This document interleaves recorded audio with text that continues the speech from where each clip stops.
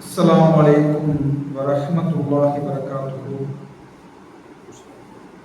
إن الحمد لله نحمده ونستعينه ونستغفره ونعوذ بالله من شرور أنفسنا ومن سيئات أعمالنا.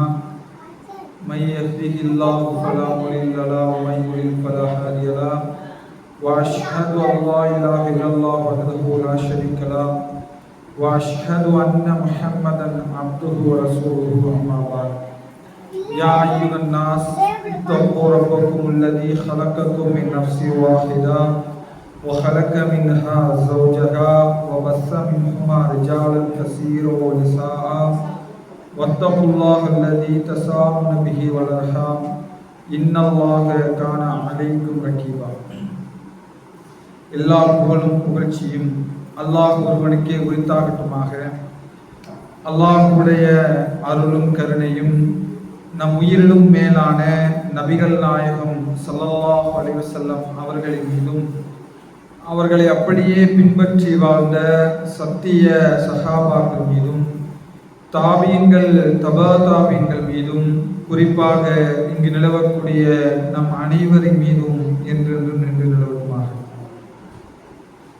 பேரன்புக்குரிய எல்லாம் வல்ல அல்லாஹ்வின் நல்லடியார்களே, அல்லாஹ்வுடைய மாபெரும் கிருபையினால் தொடர்ச்சியாக நடந்து வரும் இந்த பெண்கள் பயான் நிகழ்ச்சியிலே நபி யூசுப் அலைஹிஸ்ஸலாம் அவர்களுடைய வரலாறு தரும் படிப்பினை என்கிற தலைப்பினுடைய இரண்டாவது பகுதியிலே நாம் எல்லாம் அமர்ந்திருக்கிறோம்.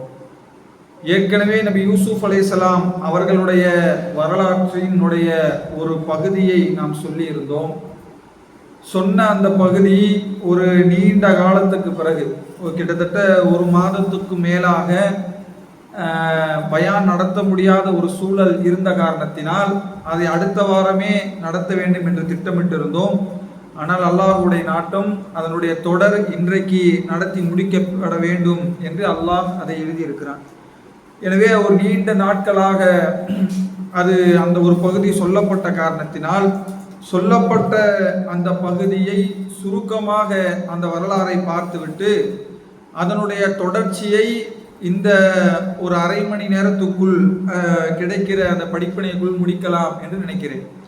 அன்புள்ள சகோதரிகளே, யூசுப் அலைஹிஸ்ஸலாம் அவர்களுடைய வரலாற்றை பொறுத்தவரை அல்லாஹ் ரப்புல் ஆலமீன் அழகிய வரலாறு என்று அந்த வரலாற்றுக்கு பெயர் சொல்லுகிறார்.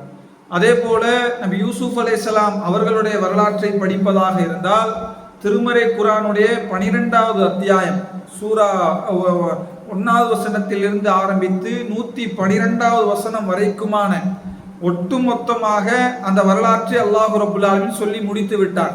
வேறு எந்த பகுதிகளுக்கும் நீங்கள் போய் தேட வேண்டிய அவசியம் இல்லை. அதே போல நபி யூசுப் அலைஹிஸ்ஸலாமுடைய வரலாற்றை பொறுத்தவரை ஏற்கனவே நம்ம சொல்லி இருந்தோம். அவர்களுடைய ஒரு தந்தை நபி யாக்கூப் அலைஹிஸ்ஸலாம், அவர்களுடைய தந்தையும் ஒரு நபி இஸ்ஹாக் அலைஹிஸ்ஸலாம், அவர்களுடைய தந்தையும் நபி இப்ராஹிம் அலைஹிஸ்ஸலாம். அப்ப 4 தலைமுறைகளாக நபி என்று கண்ணியப்படுத்தப்பட்டவர்கள். அதனால தான் ரசூலுல்லாஹ் மனிதர்களிலேயே சிறந்தவர்கள் என்று நபிகள் நாயகம் ஸல்லல்லாஹு அலைஹி வஸல்லம் அவர்கள் கூட சொன்னார்கள். அதே போல நபி யூசுப் அலைஹிஸ்ஸலாம் அவர்களுடைய வரலாற்றை பொறுத்தவரை நபி யூசுப் அலைஹிஸ்ஸலாம் அவர்களோடு பிறந்த 11 சகோதரர்கள், ஒரு மனைவியின் மூலமாக 10 சகோதரர்களும் இன்னொரு மனைவியின் மூலமாக 2 பேரும் யூசுப் அலைஹிஸ்ஸலாம் அவருடைய சகோதரர் புன்யாமின், இவர்கள் ஒரு மனைவிக்கும் இன்னொரு 10 சகோதரர்கள் ஒரு மனைவிக்கும் என்பதை பார்த்தோம். அதே போல நபி யூசுப் அலைஹிஸ்ஸலாம் அவர்கள் மீது நபி யாக்கூப் அலைஹிஸ்ஸலாம் அவர்கள் அதிகமாக நேசம் வைத்தார்கள். அவர்கள் நேசம் வைத்த அந்த காரணத்தினால் மற்ற அந்த 10 சகோதரர்களும் யூசுப் அலைஹிஸ்ஸலாம் அவர்களை கொலை செய்யணும் என்று முடிவெடுத்து தான் என்ன செய்யறாங்க, ஏன்னா நம்ம தந்தை அவர் மீது அதிகமா பாசம் வச்சிருக்காரு அப்படின்னு அவர் மீது ஏற்பட்ட பொறாமை அவர்களை என்ன செய்ய வச்சுச்சு, அவர்களை கொலை செய்யணும், ஏதாவது ஒன்று செய்யணும் என்ற முடிவெடுக்கிறார்கள். அதுபோல அதிலே ஒரு சிறந்த சகோதரர் சொன்னார், பாலங்கி கிணற்றுல தள்ளிடுவோம். ஒரு கிணற்றிலே தள்ளப்படுகிறார்கள். அங்கே இருக்கக்கூடிய வியாபார கூட்டத்திற்கு அற்பமாக நபி யூசுப் அலைஹிஸ்ஸலாம் விற்கப்படுகிறார்கள். ஒரு அமைச்சருடைய வீட்டில் வாங்கி நபி யூசுப் அலைஹிஸ்ஸலாம் அவர்கள் வளர்க்கப்படுகிறார்கள். அந்த வீட்டில் வளர்க்கப்படுகிற நேரத்திலே அந்த அமைச்சருடைய மனைவி நபி யூசுப் அலைஹிஸ்ஸலாம் அவர்களை தவறாக நடக்க முயற்சிக்கிறார்.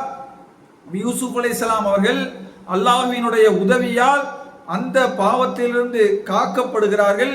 இறுதியாக அந்த பெண்மணி அழைத்த பொழுதும் கூட இந்த பெண்மணி எந்த குற்றத்துக்காக என்னை அழைக்கிறாரோ அதைவிட சிறை வாழ்க்கை எனக்கு சிறந்தது என்று சொல்லி நபி யூசுப் அலைஹிஸ்ஸலாம் அவர்கள் நீண்ட நாட்கள் சிறையிலே இருந்தார்கள் என்பதை பார்த்தோம். அதே போல சிறையில் இருக்கிற பொழுதே தாவா செய்தார்கள், கூட இருக்கும் சிறை தோழர்களுக்கு அழைப்பு பணி செய்தார்கள் என்பதை பார்த்தோம். அதே போல அந்த 2 சிறை தோழர்கள் ஒரு கனவு காண்கிறார்கள். அந்த கனவுக்கான விளக்கத்தை நபி யூசுப் அலைஹிஸ்ஸலாம் அவர்கள் சொன்னார்கள். அதிலே ஒரு சிறை தோழரிடத்திலே நீங்கள் வெளியே சென்ற பிறகு அந்த மன்னரிடத்திலே என்னை பற்றி சொல்ல வேண்டும் என்று சொன்னார்கள். அந்த சிறை தோழர் என்ன செய்கிறாரு? ஷைத்தான் மறக்கடிக்க செய்கிறான். நீண்ட நாட்களாக நபி யூசுப் அலைஹிஸ்ஸலாம் அவர்களை பற்றி அவர்கள் பேசவில்லை. இறுதியாக மன்னர் ஒரு கனவு காண்கிறார். அந்த கனவுக்கான விளக்கத்தை அனைவரிடத்திலும் கேட்கிறார். அப்போதுதான் அந்த சிறைக்குள்ள இருந்த அந்த சிறை தோழருக்கு நினைவு வருகிறது, யூசுப் அலைஹிஸ்ஸலாம் அவர்கள் அந்த கனவுக்கான விளக்கத்தை சொன்னாரே, அவரிடத்திலே கேட்டு வருவோம் என்று யூசுப் அலைஹிஸ்ஸலாம் அவரிடத்திலே போய் கேட்டு வருகிறார். மன்னர் நபி யூசுப் அலைஹிஸ்ஸலாம் அவர்களை பார்க்க வேண்டும், அழைத்து வாருங்கள் என்று அழைக்கப்பட்ட நேரத்தில் கூட என்னுடைய அந்த விசாரணையை நீங்கள் விசாரணை செய்ய, என்னுடைய வழக்கை நீங்கள் விசாரணை செய்யணும், நான் குற்றமற்றவன் என்று யூசுப் அலைஹிஸ்ஸலாம் வெளியே வர மறுக்கிறார். உடனே அவர் யூசுப் அலைஹிஸ்ஸலாம் உடைய அந்த பெண்ணையும் அழைத்து விசாரிக்கப்படக்கூடிய நேரத்திலே அந்த பெண்மணி அந்த சபையிலே ஒத்துக்கொள்ளுகிறார், இவர் குற்றமற்றவர், நான் தான் தவறிழைத்தேன், நான் தான் அந்த பெண்ணை தவறான முறையிலே அழைத்தேன் என்று சொன்ன பொழுது நபி யூசுப் அலைஹிஸ்ஸலாம் அவர்கள் சொன்ன வார்த்தை அல்லாஹ் குர்ஆனிலே சொல்லுகிறார், வமா உபர்ரி நஃப்ஸி இன்னன் நஃப்ஸல் அம்மாரத்தல் பிஸூ, என்னை நானே பரிசுத்தப்படுத்திக் கொள்ள மாட்டேன், என்னுடைய உள்ளம் தீமையைத்தான் நாடுகிறது என்று அந்த நேரத்தில் கூட அல்லாஹ் என்னை பாதுகாத்தான், என்னுடைய கரத்திலே எதுவும் இல்லை என்று சொல்லி புகழை அல்லாஹ்வின் பக்கம் உயர்த்தி நபி யூசுப் அலைஹிஸ்ஸலாம் அவர்கள் சொன்னார்கள் என்கிற அந்த செய்திகள் வரைக்கும் நம்ம சென்ற வாரம் தொடரிலே பார்த்தோம். அன்புள்ள சகோதரர்களே, அடுத்து நம்ம ஏற்கனவே சொன்னதை போன்று நபி யூசுப் அலைஹிஸ்ஸலாம் அவர்களுக்கு அந்த மன்னர் ஒரு கனவுக்கான விளக்கத்தை சொன்னார்கள். என்ன சொன்னாங்க? 7 ஆண்டுகள் பசுமையான ஒரு காலம் வர இருக்கிறது. அந்த காலத்திலே நீங்கள் அதிகமான விளைச்சலை நீங்கள் ஏற்படுத்தி கொள்ளுங்கள். பிறகு ஒரு 7 வருடம் பஞ்சமான ஒரு காலம் வர இருக்கிறது. அந்த பஞ்ச காலத்திலே அதனுடைய உணவுகளை அந்த கதிர்களிலே விட்டு விடுங்கள் என்று விளக்கத்தை தான் நபி யூசுப் அலைஹிஸ்ஸலாம் அவர்கள் சொல்லியிருப்பார்கள். அப்ப இந்த விளக்கத்தை கேட்ட பிறகு மன்னர் நபி யூசுப் அலைஹிஸ்ஸலாம் அவர்களை அழைக்கிறார்கள். அழைத்து அந்த வரலாற்றை அல்லாஹ் திருமறை குர்ஆனுடைய 54வது அத்தியாயம் 55வது வசனத்திலே அல்லாஹ் சொல்லுகிறான். எப்படி அல்லாஹ் சொல்லுகிறான்? என்னிடம் அவரை அழைத்து வாருங்கள், இன்று அவர் நம்மிடத்திலே மேன்மை மிக்கவராக இருக்கிறார், இன்று முதல் நீர் நம்மிடம் உயர் பதவி உடையவராக இருக்கிறீர்கள் என்று நபி யூசுப் அலைஹிஸ்ஸலாம் அவர்களிடத்திலே அந்த மன்னர் சொல்லுகிறார். சொன்ன பொழுது நபி யூசுப் அலைஹிஸ்ஸலாம் அவர்கள் அந்த மன்னரிடத்தில் கேட்கிறார்கள், இந்த நாட்டின் கருவூலங்களுக்கு பொறுப்பாளராக என்னை நியமியுங்கள், நான் பாதுகாப்பவனாகவும் நம்பிக்கைக்கு உரியவனாகவும் இருக்கிறேன் என்று நபி யூசுப் அலைஹிஸ்ஸலாம் அவர்கள் அந்த நாட்டினுடைய அரசனிடத்திலே தனக்கு பொருளாதாரத்துக்கான அமைச்சர் பதவியை தாருங்கள் என்று கேட்கிறார். அன்புள்ள சகோதரிகளே, இந்த செய்தியிலிருந்து நமக்கு ஒரு படிப்பினை இருக்கிறது. என்ன படிப்பினை? பொதுவாக இஸ்லாமிய அரசை பொறுத்தவரை யார் பதவி கேட்கிறார்களோ அவர்களுக்கு பதவி தரக்கூடாது என்று நபிகள் நாயகம் ஸல்லல்லாஹு அலைஹி வஸல்லம் அவர்கள் சொல்லி இருக்கிறார்கள். எனவே ஒரு இஸ்லாமிய அரசாங்கமாக இருந்தால் இன்றைக்கு நம்முடைய நாட்டில் இருக்கிற வேட்பாளர் நிறுத்தம், யாராவது ஒருவர் நான் இந்த பொறுப்புக்கு தகுதி அப்படின்னு யாராவது ஒருவர் வருவார் என்று சொன்னால் அவருக்கு அல்லாஹ்வுடைய தூதர் என்ன சொன்னாங்க? பதவி தராதீங்க. ஏன்னா பதவி என்பது ஒரு அமானிதம், அதை கேட்பவர்களுக்கு அதை தரக்கூடாது என்று நபிகள் நாயகம் ஸல்லல்லாஹு அலைஹி வஸல்லம் அவர்கள் அதை தடையும் செய்திருந்தார்கள். ஆனால் இந்த வசனத்துக்கான விளக்கத்தை சில இஸ்லாமிய அறிஞர்கள் எழுதுகிறார்கள். நீங்கள் ஒரு இடத்திலே ஒரு அநியாயத்தை கண்டால் அந்த அநியாயத்திலிருந்து பாதுகாப்பதற்குரிய ஆற்றலை அல்லாஹ் உங்களுக்கு கொடுத்திருந்தார். நீங்கள் அந்த பொறுப்புக்கு வந்தால் அந்த அநியாயம் குறைக்கப்படலாம், அந்த அநியாயத்திலிருந்து மக்கள் பாதுகாக்கப்படலாம் என்று நீங்கள் நினைத்தால், அதற்கு உங்களுக்கு தகுதி இருந்தால், அதற்கு உங்களிடத்தில் இஹ்லாஸ் இருந்தால், அந்த பதவியை நீங்கள் கேட்டு பெறுவதிலே எந்த தவறும் இல்லை என்று இந்த வசனத்துக்கான விளக்கத்தை எழுதும் பொழுது சில இஸ்லாமிய அறிஞர்கள் இந்த விளக்கத்தை முற்படுத்துவார்கள்.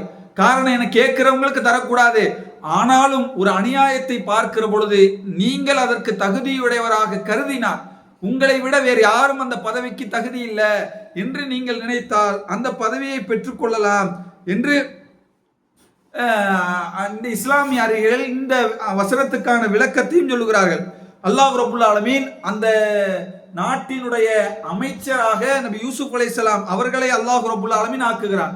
அன்புள்ள சகோதரர்களே, இதை சொல்லிட்டு அல்லாஹ் அந்த வசனத்திலே அடுத்து அல்லாஹ் பேசுகிறான், இவ்வாறு அந்நாட்டில் தாம் விரும்பிய இடத்துக்கு சென்று வர யூசுஃபுக்கு நாம் வாய்ப்பளித்தோம்.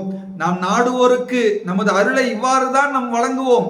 நன்மை செய்வோரின் கூலிகளை அல்லாஹ் கண்டிப்பாக வீணாக்க மாட்டான். சொல்லிட்டு அல்லாஹ் அடுத்து சொல்லுகிறான், இறை நம்பிக்கை கொண்டு இறைவனை அஞ்சி நடப்பவருக்கு மறுமையில் கிடைக்கும் பிரதிபலனே இதைவிட சிறந்ததாகும் என்று அல்லாஹ் ரப்புல் ஆலமீன் திருமறை குர்ஆனில் நமக்கு சொல்லி காட்டுகிறான். அப்ப அன்புள்ள சகோதரிகளே, அப்ப நபி யூசுப் அலைஹிஸ்ஸலாம் அவர்களை பொறுத்தவரை அது ஒரு, இன்னும் சொல்ல போனா இதுல இன்னொரு செய்தியும் புரிந்து கொள்ளணும். ஏன்னா அது இஸ்லாமிய அரசாங்கம் அல்ல. ஒரு இஸ்லாமிய அரசாங்கம் அல்லாத ஒரு அரசாங்கத்தில் தான் நபி யூசுப் அலைஹிஸ்ஸலாம் அவர்கள் ஒரு அமைச்சருடைய பதவியும் கேட்கிறார்கள். இன்னும் சொல்ல போனா இன்னைக்கு சில சகோதரர்கள் இப்படி வாதிடுவார்கள், நீங்க ஒரு இஸ்லாம் அல்லாத, இஸ்லாம் ஆட்சி செய்யாத ஒரு நாடுகளுக்கு கீழ் நீங்கள் குடிமக்களாக வாழக்கூடாது என்று சொல்லக்கூடிய மக்களையும் பார்க்கிறோம்.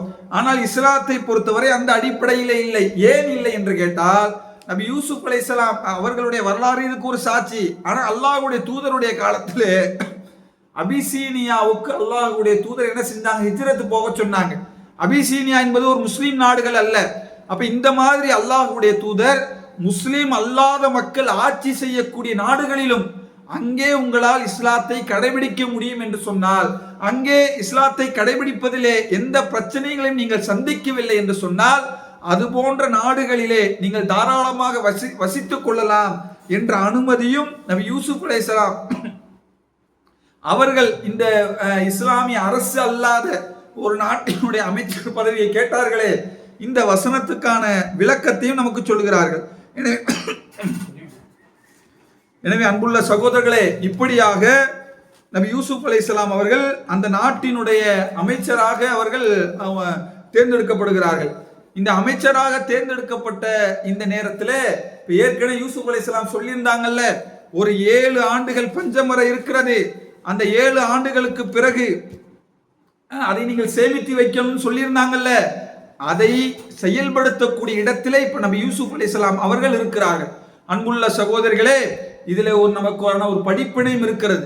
இந்த பஞ்சம் இருக்கு பாருங்க, இந்த பஞ்சம், இந்த உணவு விஷயத்தை பொறுத்தவரை அல்லாஹ் ரப்புல் ஆலமீன் உணவளிப்பதை தன்னுடைய கரத்திலே வைத்திருப்பதாக அல்லாஹ் ரப்புல் ஆலமீன் சொல்லி காட்டுகிறான். நீங்க சிந்திச்சு பாருங்க, 7 ஆண்டுகள் நீங்கள் நல்ல முறையிலே விளைச்சல் செய்வீர்கள், அதற்கு பிறகு வரக்கூடிய 7 ஆண்டுகள் பஞ்சத்திலே இருப்பீர்கள் என்று அல்லாஹ் ரப்புல் ஆலமீன் அந்த கனவின் மூலமாக சொல்லி காட்டினார். ஒருவேளை அந்த கனவின் மூலமாக அந்த செய்தி சொல்லப்படாமல் இருந்தால் பஞ்சம் மிக மோசமான எல்லைக்கு மனித சமுதாயத்தை கொண்டு விடும். நீங்க சிந்திச்சு பாருங்க, இன்னைக்கு நம்முடைய நாடுகள்ல அல்லது பெரும்பாலான நாடுகள்ல விவசாயம் என்பது ஒரு அற்பமாக தெரிகிறது. ஏன்னா பூமியில அவ்வளவு அதாவது அரிசியாக இருந்தாலும், கோதுமையாக இருந்தாலும், எத்தனையோ வகை வகையான பழங்களாக இருந்தாலும், பூமி விளைவிக்கக்கூடிய எத்தனையோ பொருளை மிக சர்வ சாதாரணமாக சாப்பிடுகிறோம், சர்வ சாதாரணமாக கிடைக்கிறது. ஒருவேளை அல்லாஹ் ரப்புல் ஆலமீன் அந்த உணவிலே ஒரு சோதனையை வைத்தால், ஒன்றும் இல்லை, 2 ஆண்டுகளுக்கு அல்லாஹ் மழையை நிறுத்தி வைத்தால் போதும். இன்னைக்கு சாதாரண மழை பெய்யுதுலங்க, இந்த மழையை அல்லாஹ் 2 ஆண்டுகளுக்கு கூட தேவையில்லை, 1 ஆண்டுக்கு உலகத்தின் எந்த மூலையிலும் மழை இல்லை என்று அல்லாஹ் நிறுத்தி வைத்தால் போதும். அப்போது மனிதர்கள் தட்டழிவார்கள். எதற்காக தெரியுமா? இந்த உணவு என்கிற இந்த அம்சத்தை பெறுவதற்காக மனிதர்கள் தட்டழிவதை சர்வ சாதாரணமாக நீங்கள் பார்க்கலாம். ஃபர்ஸ்ட் என்ன நடக்கும் தெரியுமா? எந்த நாடுகளெல்லாம் உணவு தன்னுடைய தேவைக்கு போக ஏற்றுமதியாக ஏற்றுகிறார்களோ முதலிலே ஏற்றுமதியை நிறுத்துவார்கள். ஏற்றுமதி இல்லைன்னா இன்னொரு நாட்டுக்கு உணவு போக முடியாது. அதற்கு பிறகு என்ன நடக்கும்? தன்னுடைய நாட்டிலே அந்த உணவுக்கான ஒரு பற்றாக்குறை ஏற்படும். ஒருவர் உணவுக்காக அடித்து ஒருவரை ஒருவர் அடிக்கக்கூடிய ஒரு சூழல் சர்வசாதாரணமாக ஏற்படும். இன்னும் சொல்ல போனா இந்த 3ஆம் உலகப் போர் எதனால் வரும் என்றைக்கு ஆய்வாளர்கள் கருதுகிற பொழுது, ஒருவேளை இந்த உலகத்திலே உணவு பஞ்சமாக்கப்பட்டால், மழை நிறுத்தப்பட்டால், உணவுக்கு பற்றாக்குறையாக்கப்பட்டால், வசதி இருக்கிற நாடுகள் வசதி இல்லாத நாடுகள் மீது போர் தொடுக்க வேண்டிய ஒரு சூழல் வரும். அவரிடத்திலே உணவை அபகரிக்க வேண்டிய ஒரு சூழல் வரும். அப்படியான ஒரு சூழலிலே தள்ளப்பட்டால் மிக மோசமான விளைவுகளை ஒட்டுமொத்த மனிதர்களும் சந்திப்பார்கள் என்று சொல்லுகிறார்கள்.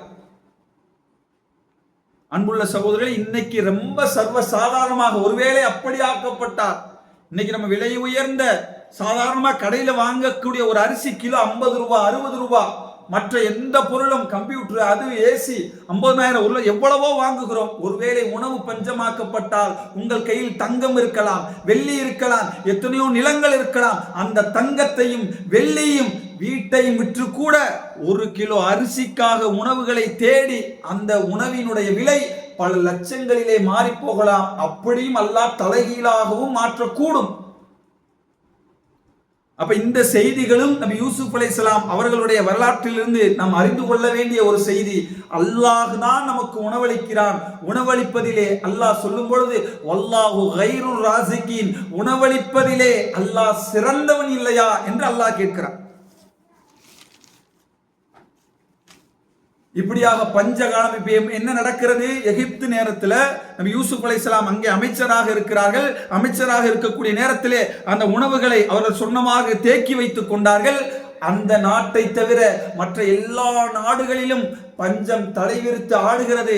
எந்த அளவுக்கு என்று கேட்டால், எந்த சிரியாவிலிருந்து நபி யூசுப் அலைஹிஸ்ஸலாம் அவர்கள் வெளியேறி எகிப்துக்கு நோக்கி வந்தார்களோ, அந்த சிரியாவிலே அந்த சகோதரர் இருக்கக்கூடிய நேரத்திலே அந்த தந்தை இருக்கக்கூடிய அந்த ஊர்களிலும் பஞ்சம் தலைவிரித்து ஆடுகிறது. அருகில் இருக்கிற நாடுகள் இருக்கக்கூடியவர்கள் எல்லாம் எல்லோரும் எகிப்தை நோக்கி படையெடுக்கிறார்கள். ஏன்? எகிப்தில் நபி யூசுப் அலைஹிஸ்ஸலாம் அவர்கள் அந்த உணவை சரியான முறையிலே சேமித்து வைத்து அருகிலே இருக்கிற அண்டை நாடுகளுக்கெல்லாம் உணவு தரக்கூடிய வேலையை அவர்கள் செய்து கொண்டிருக்கிறார்கள்.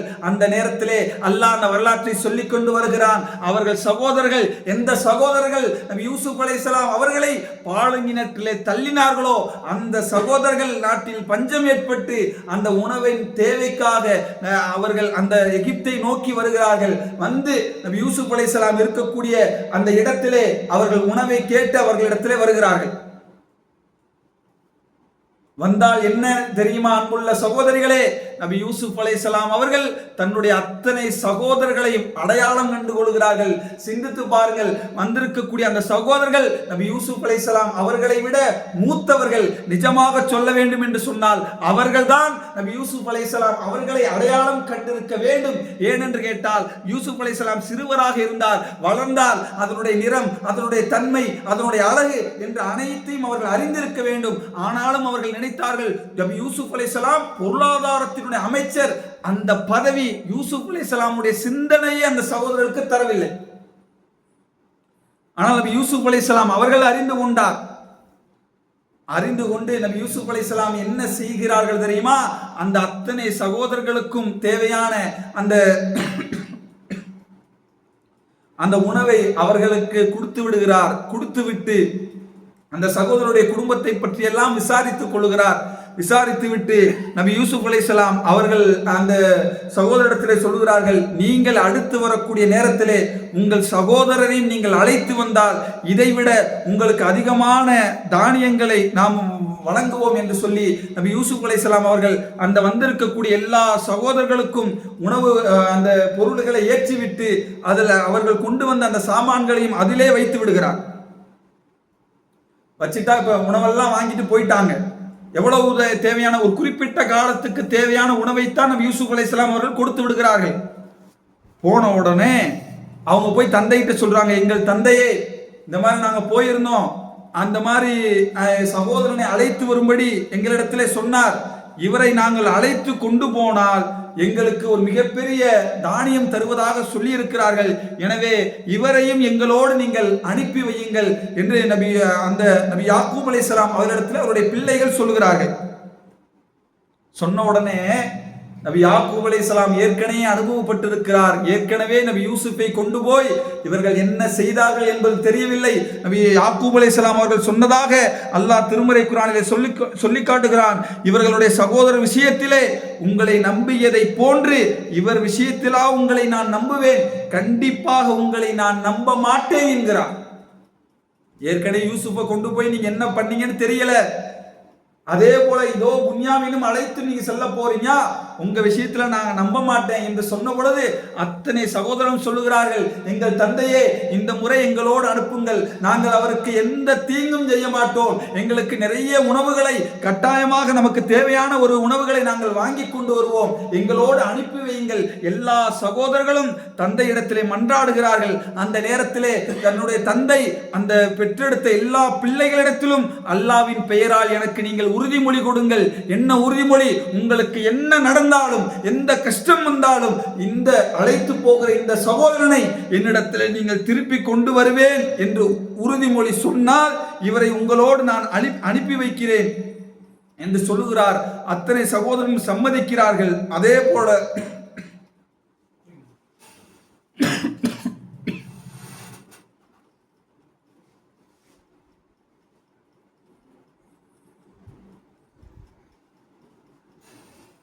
போல அவர் புன்யாமீனை நபி யாக்கூப் அலைஹிஸ்ஸலாம் அவர்கள் அனுப்பி வைக்கிறார்கள். மீண்டும் அவர்கள் உணவை கேட்பதற்காக எகிப்துக்கு மன்னர் யூசுப் அலைஹிஸ்ஸலாம் அவர்களிடத்திலே செல்லுகிறார்கள்.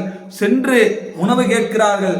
கேட்ட பொழுது நபி யூசுப் அலைஹிஸ்ஸலாம் அறிந்து கொள்ளுகிறார். தன்னுடைய சகோதரரை தனியாக அழைத்து, புன்யாமீனே, நான் தான் யூசுப், நான் உன்னுடைய சகோதரன் என்று தன்னை அறிமுகப்படுத்தி சொல்லுகிறார். அந்த சகோதரருக்கு அவ்வளவு மிகப்பெரிய ஒரு ஆனந்தம்.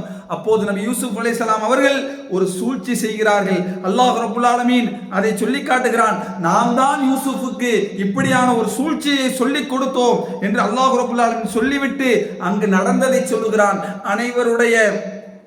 அனைவருக்கும் உணவை ஏற்றி மன்னரை அளந்து நிற்கக்கூடிய ஒரு கோப்பையை புன்யாமீனுடைய அந்த உணவிலே அவர்கள் வைத்து விடுகிறார்கள். யூசுப் அலைஹிஸ்ஸலாம் பணியாளரிடத்திலே சொல்லுகிறார்கள், இப்போது அவர் கோப்பையை புன்யாமீனுடைய அந்த உணவிலே மறைத்து வைத்துக் கொள்ளுங்கள்.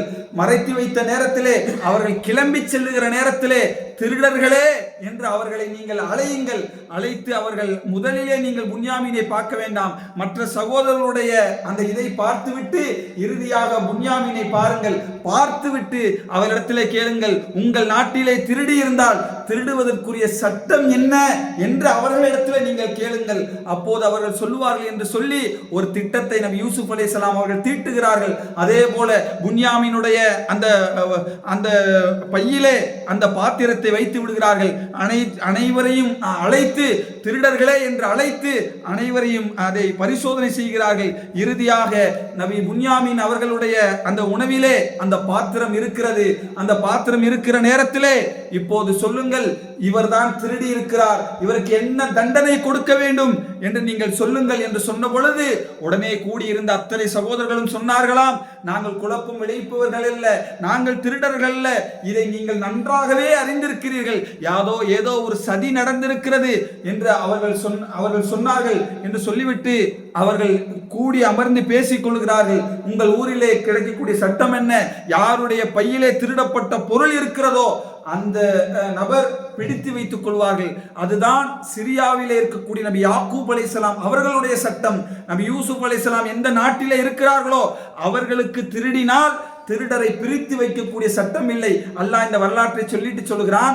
அதனால் தான் யூசுஃபுக்கு நாம் சொன்னோம், உங்கள் நாட்டிலே என்ன சட்டம், திருடரை பிடிக்க வேண்டுமே, நீங்க புன்யாமீனை பிடிச்சு வச்சுக்கங்க சொன்ன பொழுது அந்த சகோதரர்கள் சொன்னார்களாம், அல்லாஹ் குர்ஆனிலே சொல்லி காட்டுகிறான், இவர்கள் திருடி இருந்தால் இதற்கு முன், அதாவது தன்னுடைய சகோதரனை அந்த மற்ற சகோதரர்கள் சொல்லுகிறார்கள், இவர்கள் திருடி இருந்தால் இதற்கு முன் இவருடைய சகோதரனும் திருடி இருக்கிறார் என்று கூறினார்கள். என்ன சொன்னாங்க தெரியுமா? அன்புள்ள சகோதரிகளே, புன்யாமீன் திருடி இருந்தால் இதற்கு முன்னாடி யூசுப் அலைஹிஸ்ஸலாம் இருந்தாரே, அவரும் திருடித்தான் இருக்கிறார். அந்த நேரத்தில் கூட யூசுப் அலைஹிஸ்ஸலாம் அவர்கள் மீது வைத்திருந்த வன்மம் அந்த நேரத்திலும் கூட வெளிப்படுகிறது. அப்போது யூசுப் அலைஹிஸ்ஸலாமுடைய உள்ளம் எப்படி இருந்திருக்கும்? இத்தனை ஆண்டு காலமாக தன்னை பாலங்கிணற்றிலே தள்ளி இப்போதும் கூட இவ்வளவு நடந்த பிறகும் கூட இவ்வளவு ஆண்டுகள் ஆன பிறகும் கூட தன்னுடைய தம்பி ஒரு தவறு செய்வதற்காக யூசுஃபும் திருடி இருப்பார் என்று இவர்கள் சொல்லுகிறார்களே, அந்த நேரத்தில் யூசுப் அலைஹிஸ்ஸலாம் அவர்கள் மனதிற்குள் நினைத்துக் கொண்டார்களாம், நீங்கள் தரம் கெட்டவர்கள், நீங்கள் வர்ணிப்பதை விட்டும் அல்லாஹ் நன்கு அறிந்தவனாக இருக்கிறான் என்று தமது மனதுக்குள் நபி யூசுப் அலைஹிஸ்ஸலாம் அவர்கள் கூறிக்கொண்டார்கள். கூறிவிட்டு அந்த சகோதரர் சொல்கிறார்கள், எங்களிடத்திலே வயது முதிர்ந்த ஒரு தந்தை இருக்கிறார், கண்டிப்பாக எங்களை நம்ப மாட்டார். எனவே எங்களில் ஒரு சகோதரரை பிடித்து வைத்துக் கொள்ளுங்கள், இவரை பிடிக்காதீங்க, இவர் இல்லாம எங்கள் தந்தையிடத்திலே நாங்கள் செல்ல முடியாது என்று யூசுப் அலைஹிஸ்ஸலாம் அவரிடத்திலே சொல்லுகிறார்கள். அதுக்கு யூசுப் அலைஹிஸ்ஸலாம் அவர்கள் சொன்னார்கள், நான் அநியாயக்காரர் ஒருவனாக ஆக மாட்டேன், யார் திருடி இருக்கிறாரோ அவரைத்தான் நாங்கள் பிடித்து வைப்போம் என்று உறுதியாக நபி யூசுப் அலைஹிஸ்ஸலாம் அவர்கள் சொன்னார்கள். சொன்ன பொழுது கூடியிருந்த எல்லா சகோதரரும் ஆலோசனை செய்கிறார்கள். அதிலே ஒரு சகோதரர் சொன்னதை அல்லாஹ் திருமறை குர்ஆனிலே சொல்லி காட்டுகிறான். அதிலே ஒரு சகோதரர் சொன்னாராம், தந்தை இடத்திலே வாங்கிய உறுதிமொழி உங்களுக்கு நினைவில் இல்லையா? என்ன ஆனாலும் இவரை விட்டுவிடக் கூடாது என்று சொன்னார்களே, இந்த இடத்திலிருந்து என்னுடைய தந்தை சொல்லும் வரை, அல்லாஹ் நமக்கிடையிலே தீர்ப்பளிக்கும் வரை இந்த இடத்தை விட்டு நான் ஒருபொழுதும் நகரமாட்டேன் என்று அதிலே இருந்த ஒரு சகோதரர் உறுதியாக அந்த இடத்திலே இருந்து கொண்டார். மீதி இருக்கக்கூடிய எல்லா சகோதரர்களும் திருப்பி சிரியாவுக்கு தன்னுடைய தந்தையிடத்திலே போய் சொல்லுகிறார்கள், எங்கள் தந்தையே, உங்களுடைய மகன் புன்யாமீன் திருடி விட்டார் என்று சொன்னபொழுது தந்தை கதறுகிறார், நீங்கள் செய்யக்கூடிய ஏதேனும் ஒரு செயலை அல்லாஹ் உங்களுக்கு அழகாக காட்டியிருக்கிறார், நீங்கள் செய்வதை விட்டும் நான் அல்லாஹ்விடத்திலே பாதுகாப்பு தேடுகிறேன் என்று சொல்லிவிட்டு தனியாக அந்த தந்தை போய் யூசுஃபே என்று நினைத்து அழுதார்களாம். அல்லாஹ் அந்த வரலாற்றை சொல்லிவிட்டு சொல்லுகிறான். இதை கேட்ட மற்ற சகோதரர்கள் தந்தையிடத்திலே சொன்னார்கள், எங்கள் தந்தையே, யூசுஃபை நினைத்து நினைத்து உங்களையே நீங்கள் அழித்துக் கொள்வீர்கள் போலும் என்று அந்த சகோதரர்கள் சொல்லுகிறார்கள். சொன்ன பொழுது அந்த யூசுப் அலைஹிஸ்ஸலாம் அவர்கள் எந்த அளவுக்கு கவலைப்பட்டார்கள் என்று சொன்னால், யூசுஃபை நினைத்து அழுது அழுது அழுது தன்னுடைய கண் பார்வை இழக்கக்கூடிய நிலையிலும் அவர்கள் அழுதார்கள் என்று அல்லாஹ் ரப்புல் ஆலமீன் அந்த வரலாற்றை அல்லாஹ் ரப்புல் ஆலமீன் சொல்லுகிறார். பண்புள்ள சகோதரர்களே, அப்ப புன்யாமீன் என்கிற சகோதரர் அங்க விட்டுட்டு தந்தை இடத்துல வர்றாங்க, தந்தை அழுகிறாங்க.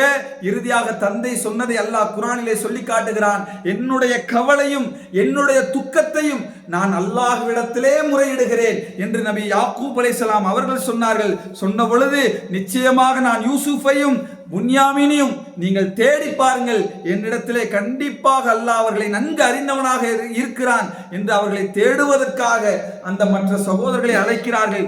மீண்டும் அதில் இருந்தக்கூடிய எல்லா சகோதரர்களும் நபி யூசுப் அலைஹிஸ்ஸலாம் அவர்களிடத்திலே உணவு கேட்பதற்காக, மீண்டும் பஞ்சம், மீண்டும் உணவு தேவை, என்ன செய்ததுன்னு தெரியல, மீண்டும் யூசுப் அலைஹிஸ்ஸலாம் அவர்கள் இருக்கக்கூடிய அந்த இடத்துக்கு உணவு கேட்பதற்காக போகிறார்கள்.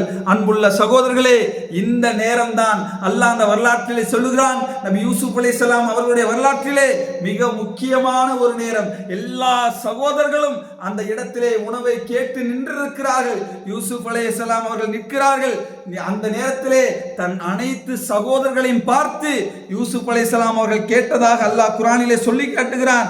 அவர் யூசுப், நீங்கள் அறியாமல் இருந்தபோது யூசுஃபையும் அவருடைய சகோதரையும் என்ன செய்தீர்கள் என்பது உங்களுக்கு தெரியுமா என்று எல்லா சகோதரர்களையும் பார்த்து அதை கேட்டார்கள். கேட்ட உடனே அவர்கள் அத்தனை பேருக்கும் தெரிந்து விட்டது, நம்ம சகோதரை பற்றி விசாரிப்பார் என்று சொன்னார். அவர்கள் புரிந்து கொண்டார்கள், இவர் வேறு யாரும் அல்ல, இவர்தான் யூசுப். அவர்கள் கேட்டார்கள், நீங்கள் தான் யூசுஃபா என்று கேட்ட பொழுது யூசுப் அலைஹிஸ்ஸலாம் சொன்னார்களாம், ஆம், நான் தான் யூசுப், இவர்தான் என் சகோதரர். எங்களுக்கு அல்லாஹ் அருள் புரிந்தான். யார் இறையச்சம் கொண்டு பொறுமையை கடைபிடிப்பார்களோ நன்மையின் பிரதிபலனை நிச்சயமாக அல்லாஹ் ரப்புல் ஆலமீன் வீணாக்க மாட்டான் என்று நபி யூசுப் அலைஹிஸ்ஸலாம் அவர்கள் சொன்னார்கள். சொன்ன பொழுது அந்த சகோதரர்கள் சொன்னார்களாம், அல்லாஹ்வின் மீது ஆணையாக எங்களை விட அல்லாஹ் உம்மை தேர்ந்தெடுத்து கொண்டான், உம்மை முதன்மைப்படுத்தி விட்டான். நிச்சயமாக நாங்கள் தான் தவறிழைத்தோம், நாங்கள் தான் உன்னை அந்த பாலங்கிணற்றிலே தள்ளினோம், நாங்கள் தான் உன்னை விற்றோம், நாங்கள் தான் தவறிழைத்து விட்டோம், அல்லாஹ் உங்களை கண்ணியப்படுத்தி விட்டான் என்று யூசுப் அலைஹிஸ்ஸலாம் அவரிடத்தில் சொன்ன பொழுது, அன்புள்ள சகோதரிகளே, இந்த இடத்திலே சிந்தித்து பாருங்கள்.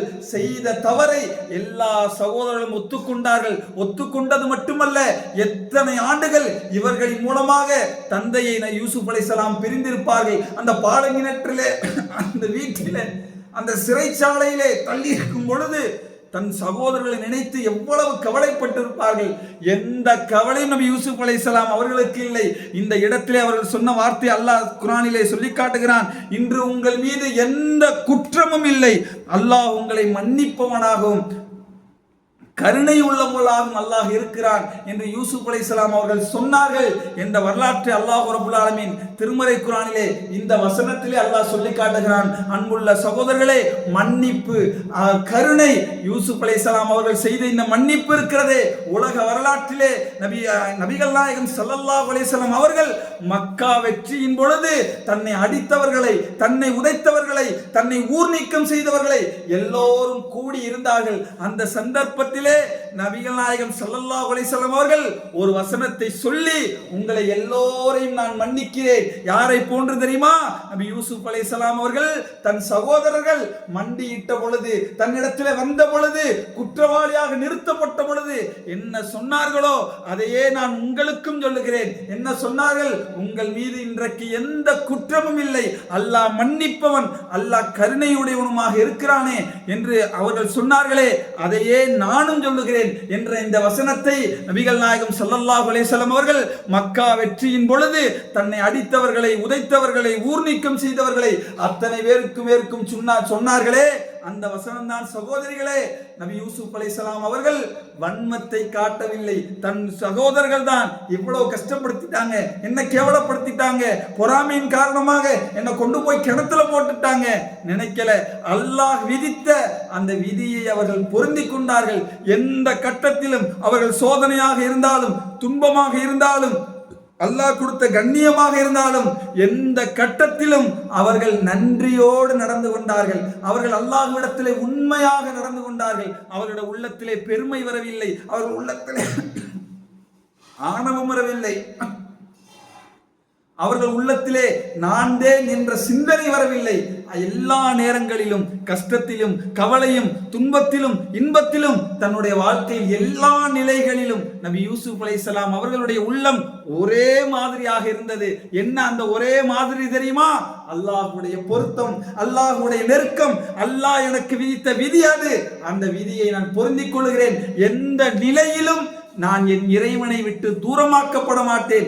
எல்லா நிலைகளிலும் அல்லாஹ் ஒரு நன்மையை வைத்திருக்கிறான் என்று தன்னுடைய ஒட்டுமொத்த வாழ்க்கையிலும் நபி யூசுப் அலைஹிஸ்ஸலாம் அவர்கள் ஒரே மாதிரியாக தன்னுடைய வாழ்க்கையை நடந்தார்கள் என்ற இந்த செய்திகளை பார்க்கிறோம். இறுதியாக ஒத்துக்கொண்ட சகோதரர்களிடத்திலே நபி யூசுப் அலைஹிஸ்ஸலாம் அவர்கள் தன்னுடைய சட்டையை கொண்டு போய் என்னுடைய தந்தையினுடைய முகத்திலே போடுங்கள், அவர் கண் பார்வை கிடைக்கும் என்று சொன்னார்கள். அதே போல அந்த சகோதரர்கள் யூசுப் அலைஹிஸ்ஸலாம் கொடுத்த சட்டையை வாங்கி கொண்டு அந்த ஊரின் எல்லையை அடைகிற பொழுதே யாக்கூப் அலைஹிஸ்ஸலாம் உணர்ந்து கொண்டார்கள். யூசுஃபுடைய வாடை அடிக்கிறது, அவர்தான் வந்திருக்கிறார் என்று சொன்ன பொழுது அருகில் இருப்பவர் சொன்னார்களாம், உங்களுக்கு மூளை குழம்பி விட்டதா என்று சொன்னார்களாம். இல்லை இல்லை, யூசுஃபினுடைய வாடை அடிக்கிறது என்று சொன்ன பொழுது நற்செய்தி சொல்லக்கூடியவர் யாக்கூப் அலைஹிஸ்ஸலாம் அவரிடத்திலே வருகிறார். அந்த சகோதரர்கள் தன்னுடைய பெற்ற பிள்ளைகள் வந்து நடந்த செய்திகளை சொல்லி யாக்கூப் அலைஹிஸ்ஸலாம் முகத்திலே சட்டையை வீசுகிறார்கள்.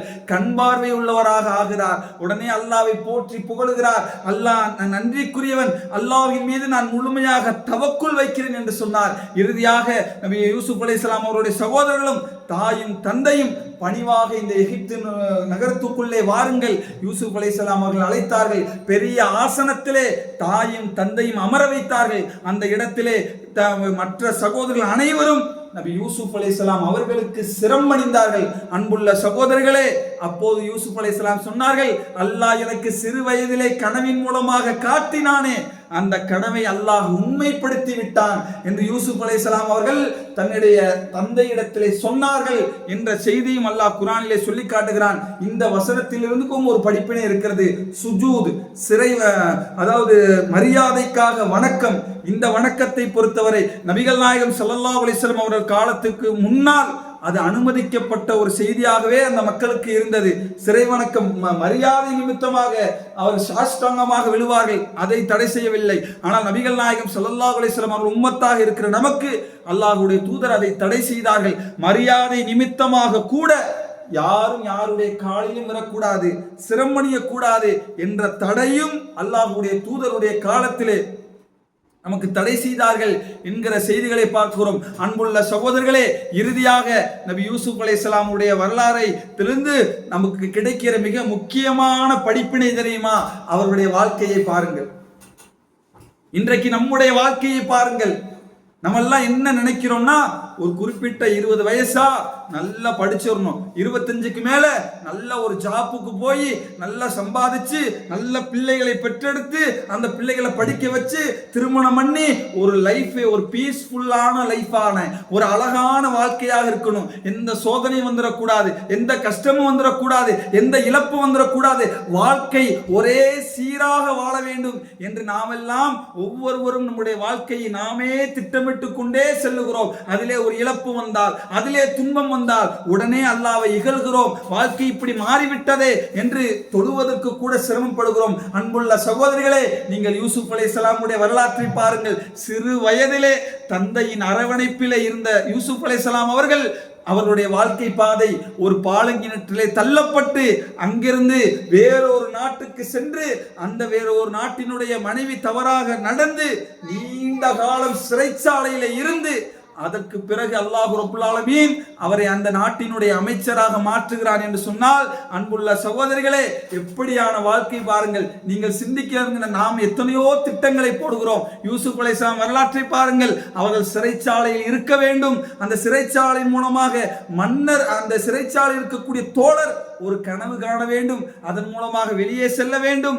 அந்த அரசர் ஒரு கனவு காண வேண்டும், அந்த கனவுக்கான விளக்கத்தை யாரிடத்தில் எல்லாம் கேட்க வேண்டும். அப்போது சிறை தோழருக்கு அந்த அறிவு வர வேண்டும். வாழ்க்கையினுடைய யதார்த்தத்தை பாருங்கள், வாழ்க்கையினுடைய திட்டத்தை பாருங்கள். நம்முடைய உலக பார்வையை கணக்கு போட்டு பார்த்தால் எப்படி முடியும்? சாதாரணமாக சிறையிலே இருந்தவர் எப்படி அமைச்சராக முடியும்? சிறையில இருந்தவர் எப்படி சகோதரரை சந்திக்க முடியும்? உலக பார்வையை கணக்கிட்டு பார்த்தால் நம்ம அதை சிந்திக்கவே முடியாது. அது ஒரு திட்டமிடுதலே இல்லை. ஆனால் அல்லாஹ் திட்டமிடுகிறான். எப்படி? சிறைச்சாலையிலே தள்ளி மன்னருக்கு ஒரு கனவை கொடுத்து, யூசுப் அலைஹிஸ்ஸலாம் அந்த கனவுக்கான விளக்கத்தை கொடுத்து, அந்த மன்னர் ஊரெல்லாம் அந்த கனவுக்கான விளக்கத்தை கேட்டு அதிலே இருந்த அந்த சிறை தோழருக்கு அந்த சிந்தனை வருகிறது பாருங்கள். அன்புள்ள சகோதரர்களே, சிறை தோழருக்கும் மன்னர் கண்ட கனவுக்கும் என்ன சம்பந்தம்? நம்முடைய கணக்கு பார்த்தால் சம்பந்தம் இல்லைதான். அல்லாஹ் அதை சம்பந்தப்படுத்துகிறான். அந்த சிறை தோழர் மூலமாக நபி யூசுப் அலைஹிஸ்ஸலாம் வெளியேற்றப்பட்டார்கள் என்று சொன்னால் இதிலேயும் ஒரு படிப்பிலே இருக்கிறது. நம்முடைய வாழ்க்கையில் யார் யாரோ நம்முடைய வாழ்க்கையை மாற்றுவார்கள் என்று நினைத்துக் கொண்டிருக்கிறோம். நம்முடைய வாழ்க்கையை மாற்றக்கூடிய நாம் யாரையெல்லாம் அற்பமாக நினைக்கிறோமோ, யார் மூலமாகவெல்லாம் இவரெல்லாம் ஒரு ஆளா, இவர் மூலமா எனக்கு நன்மை கிடைக்க போதா நினைக்கிறோமோ, அந்த மனிதரை கொண்டு கூட அல்லாஹ் நாடினால் உங்களை கண்ணியப்படுத்துவான், உங்களை உயர்த்துவான். யாரையும் நீங்கள் அற்பமாக கருதி விடாதீர்கள், யாரும் இலக்காரமாக எடுத்துக்கொள்ளாதீர்கள். ஏனென்று கேட்டால் யாரை கொண்டும் யாருடைய வாழ்க்கையும் உயர்த்துவான் என்கிற செய்திகளும் இந்த நபி யூசுப் அலைஹிஸ்ஸலாம் அவர்களுடைய வரலாற்றில் படிப்பிலிருந்து நாம் பெற முடிகிறது. அந்த திட்டமிடலை எல்லாம் சிந்தித்து பார்த்தால் நம்முடைய கற்பனைக்கே எட்டாத ஒரு திட்டமிடல். அல்லாஹ் அப்படித்தான் திட்டமிடுவான். தன்னை சார்ந்திருப்பவர்களை சோதனையை கொடுப்பான், இழப்பை கொடுப்பான், கஷ்டத்தை கொடுப்பான். அதற்கு பிறகு நாம் அவருக்கு சிறந்த வாழ்க்கையை கொடுத்தோம் என்று யூசுப் அலைஹிஸ்ஸலாம் அவர்களுக்கு அல்லாஹ் சொல்கிறானே, அதுபோல்தான் இந்த உலக வாழ்க்கையிலே நமக்கு ஏற்படக்கூடிய துன்பங்களும் கஷ்டங்களும் இழப்புகளும் தற்காலிகமானதுதான், நிரந்தரம் இல்லை. இந்த இழப்புகளும் துன்பங்களும் கஷ்டங்களுக்கு பிறகு சிறந்த வாழ்க்கையை தருவான் என்கிற நம்பிக்கையும் நபி யூசுப் அலைஹிஸ்ஸலாம் அவர்களுடைய வரலாற்றில் மட்டுமல்ல, ஒட்டுமொத்த நபிமார்களுடைய வரலாறும் இந்த பாடத்தை தான் தருகிறது. அன்புள்ள சகோதரர்களே, சோதனை என்றால் என்ன தெரியுமா? இழப்பு என்றால் என்ன தெரியுமா? ஒரு அடியானை அல்லாஹ் தேர்ந்தெடுக்கக்கூடிய வாசல் தான் சோதனை. சோதனை எல்லாம் கஷ்டமாக, துன்பமாக, இழப்பாக நினைக்கிறோம். ஒவ்வொரு நபிமார்களையும் அல்லாஹ் சோதித்தான். ஏன்? அவர்களை கண்ணியமான ஒரு இடத்துக்கு கொண்டு செல்ல, அவர்களை ஒட்டுமொத்த உலகத்துக்கும் தலைவர் என்ற போர்வையிலே அல்லாஹ் ஆக்கிறான். ஏன் தெரியுமா? எந்த நல்லடியார்களுக்கும் சோதனையை கொடுப்பதே அவர்களை அல்லாஹ் நேசிக்கிறான், அல்லாஹ் அவர்களை தேர்ந்தெடுக்க விரும்புகிறான் என்ற அர்த்தம். அன்புள்ள சகோதரர்களே, இந்த உலகத்திலே வாழக்கூடிய எந்த ஒரு அநியாயக்காரனாக இருந்தாலும் அந்த அநியாயக்காரனுக்கு வரக்கூடிய சோதனை கூட அல்லாஹ்வுடைய கருணை என்பதை புரிந்து கொள்ள வேண்டும். அந்த சோதனையினால் ஒருவேளை அவன் திருந்தலாம், ஒருவேளை அவன் படிப்பினை பெறலாம், ஒருவேளை அல்லாஹ் அந்த சோதனையை தர மறுத்தால் இந்த உலகத்தை அழித்து விடுவான். அதுதான் நபிகள் நாயகம் ஸல்லல்லாஹு அலைஹி வஸல்லம் காலத்தில் வாழ்ந்த எல்லா சமூகங்களை பற்றி சொல்லும் பொழுது நம்மை அவர்கள் மறந்தார்கள். உலகத்தை திறந்து கொடுத்தோம், பொருளாதாரத்தை திறந்து கொடுத்தோம். நம்ம எப்போதெல்லாம் மறக்கிறார்களோ, நாம் அவர்களை அழிக்க வேண்டும் என்று முடிவெடுத்து விட்டோமோ, உலகத்தில் இருக்க எல்லாத்தையும் காசு, பணம், பொருளாதாரம், தங்கம், வெள்ளி அனைத்தையும் கொடுத்தோம், அப்புறம் அவங்களை பிடிச்சோம் என்று அல்லாஹ் சொல்லுகிறான். எனவே இந்த சோதனையும் நபி யூசுப் அலைஹிஸ்ஸலாம் அவர்களின் வரலாற்றிலிருந்து எடுத்து நம்முடைய வாழ்க்கையில் இதுவரை நபி யூசுப் அலைஹிஸ்ஸலாம் அவருடைய எந்த வரலாற்றை கேட்டோமோ அந்த வரலாற்றை இன்னும் ஆழமாக நாம் தெரிந்து கொள்ள வேண்டும் என்று சொன்னால், நீங்கள் தனிமையில் இருக்கிற பொழுது திருமறை குர்ஆனை திறந்து இன்னும் யூசுப் அலைஹிஸ்ஸலாம் வரலாற்றை படிக்க படிக்க, நாம் இந்த குறிப்பிட்ட நேரத்தில் ஒரு சில பாடங்களை மட்டுமே நான் தொட்டு காட்டியிருக்கிறேன். இன்னும் இதை சொல்ல வேண்டும் என்று சொன்னால் நீண்ட நேரங்களுக்கு சொல்ல வேண்டிய அளவுக்கு நபி யூசுப் அலைஹிஸ்ஸலாம் அவருடைய வரலாற்றிலிருந்து நிறைய படிப்பினை இருக்கிறது சகோதரிகளே. எனவே அதை உணர்ந்து நபி யூசுப் அலைஹிஸ்ஸலாம் அவர்கள் எப்படி அல்லாஹ் அந்த வரலாற்றை ஒரு படிப்பினையாக ஆக்கியிருக்கிறானோ அந்த படிப்பினையை நாம் பின்பற்றக்கூடிய நன்மக்களாக அல்லாஹ் ரப்பல் ஆலமீன் உங்களையும் என்னையும் ஆக்கி அருள வேண்டும் என்று கூறி என்னுடைய இந்த உரையை நிறைவு செய்கிறேன். அஸ்ஸலாமு அலைக்கும் வரஹ்மத்துல்லாஹி வபரகாத்துஹு.